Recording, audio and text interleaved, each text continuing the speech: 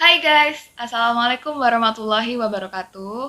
Oke, pertama-tama perkenalkan dulu, nama saya Aulia Putri Saraswati. Nah, gak usah berlama-lama lagi, kita langsung aja ya to the point. Kita mau bahas apa hari ini?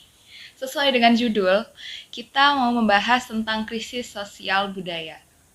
Saat ini, dunia dan bangsa Indonesia pada umumnya tengah dihadapkan dengan kondisi krisis kehidupan masyarakat, baik itu dalam segi aspek ideologi, politik, ekonomi, sosial budaya, dan bahkan pertahanan dan keamanan. Nah, di konten ini kita akan membahas tentang krisis sosial budaya yang terjadi di Indonesia. Seperti apa sih kondisi sosial budaya di Indonesia? Dan juga faktor-faktor apa yang menyebabkan terjadinya krisis sosial budaya di negeri kita ini? Oke, gak usah lama-lama, let's get started! Nah, jika membahas mengenai sosial budaya, maka sosial budaya ini erat kaitannya dengan kehidupan masyarakat. Yang mana kehidupan masyarakat satu dengan masyarakat lainnya akan menghasilkan interaksi. Dan interaksi ini akan menimbulkan yang namanya budaya.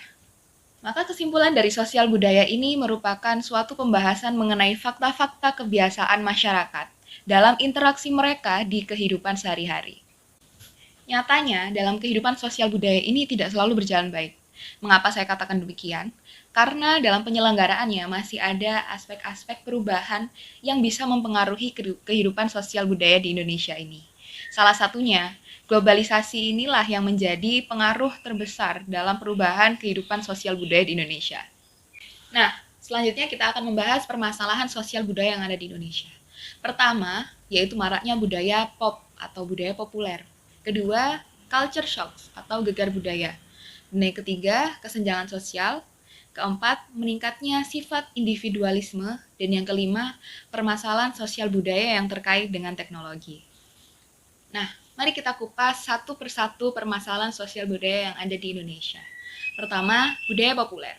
Budaya populer atau budaya pop bisa kita lihat langsung karena hal ini berkaitan dengan kegemaran musik, perubahan gaya hidup, perubahan cara berpakaian, gagasan, dan hal-hal lainnya. Nah, yang kedua tentang culture shocks. Culture shocks ini bisa ditandai dengan adanya perubahan sosial budaya, seperti kebiasaan atau kepercayaan akan nilai atau norma yang berlaku dalam masyarakat, namun pada saat ini semakin memudar dan semakin memudar seiring berkembangnya zaman. Dan yang ketiga, mengenai kesenjangan sosial budaya. Contoh kesenjangan sosial budaya di lingkungan masyarakat bisa berupa suatu tindakan atau perbuatan yang awalnya dianggap salah berdasarkan nilai atau norma agama, namun pada saat ini dianggap sebagai sesuatu hal yang wajar. Yang keempat, semakin meningkatnya sifat individualisme. Sifat individualisme ini dapat terlihat dari mementingkan kepentingan pribadi di atas kepentingan orang lain.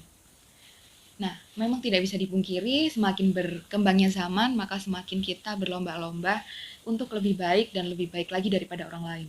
Hal ini berpeluang memicu konflik dan juga persaingan yang tidak sehat antar individu, ataupun kecemburuan sosial yang terjadi di masyarakat. Nah, dan yang kelima, ada kesenjangan sosial budaya yang terkait dengan teknologi. Oke, saya ambil contoh dalam berkomunikasi. Memang benar bahwa ada ucapan teknologi itu mendekatkan yang jauh, namun menjauhkan yang dekat. Lihatlah ketika kita bersama dengan teman-teman kita dalam suatu perkumpulan, entah itu di sekolah, di kampus, ataupun di keluarga pun bahkan ada yang terjadi hal-hal seperti ini. Di mana dalam satu sekumpulan itu, mereka pasti selalu kebanyakan memegang HP daripada berinteraksi langsung antara satu dengan satu yang lainnya. Dan ini cuplikannya. Sekarang hanya bagian-bagian kecil yang masih menerapkan kebudayaan seperti itu. Untungnya, seperti pengalaman saya, beberapa waktu lalu saya mendatangi suatu kampung di Sidoarjo, lebih tepatnya di Buduran, ada di Desa Sawohan. Maka pada saat itu memang sedang penyelenggaraan Hari Raya Idul Adha, dan kami mengikuti kegiatan-kegiatan tersebut dengan baik. Namun, pada di saat perkumpulan yang di situ ada saya juga, kebanyakan dari orang-orang di sekeliling saya, kebetulan mahasiswa, rekan-rekan saya, mereka lebih suka memegang gawainya dan mereka melihat gawainya beberapa saat dan itu cenderung lama. Sedangkan ibu-ibu di sana, yang mana memang mereka lebih senior daripada kita, Mereka bisa dengan baiknya berinteraksi satu dengan lain, bercerita. Hal seperti itu memang lebih baik, dan itu memang budaya Indonesia terdahulu. Maka sebenarnya kita sebagai kaum-kaum muda, perlulah kita untuk mengurangi penggunaan gawai. Nah, hal seperti ini sudah saya usahakan untuk saya lakukan. Dan alhamdulillah, sudah beberapa tahun ini saya tidak menganggap gawai sebagai suatu hal yang sangat penting di hidup saya. Dan setiap ada perkumpulan, baik itu di rumah ataupun di kampus, saya sangat meminimalisirkan yang namanya penggunaan gawai. Saya ingin fokus terhadap orang-orang di sekitar saya, berkomunikasi dengan baik, seperti kebudayaan masyarakat yang lalu. Lalu, bukti nyata yang harus kita lakukan untuk mereda krisis sosial budaya di Indonesia kita ini adalah, yang pertama, meningkatkan pemahaman tentang kebudayaan kita sendiri. Lebih menjelajahi kekayaan budaya di daerah kita, di negara kita ini, daripada negara-negara orang lain.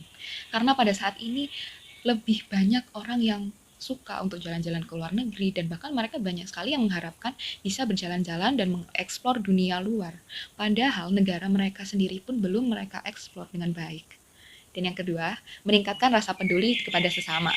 Nah, yang ketiga, lebih cerdas dalam memilah dan memilih perubahan manakah yang memiliki dampak positif dan perubahan mana yang bisa memberikan dampak negatif. Keempat, meskipun pada akhirnya kita menemukan perubahan yang baik untuk menunjang keberlangsungan hidup kita, namun tetap jangan melunturkan budaya negeri sendiri. Budaya negeri Ibu Pertiwi harus kita jaga, tetap lestari tanpa pernah ada kata mati. Ada closing statement dari saya. Jangan melunturkan budaya sendiri, karena budaya negeri Ibu Pertiwi harus tetap lestari sampai nanti, tanpa pernah ada kata mati. Sekian dari saya, semoga apa yang kita bahas pada konten kali ini bisa bermanfaat. Wassalamualaikum warahmatullahi wabarakatuh.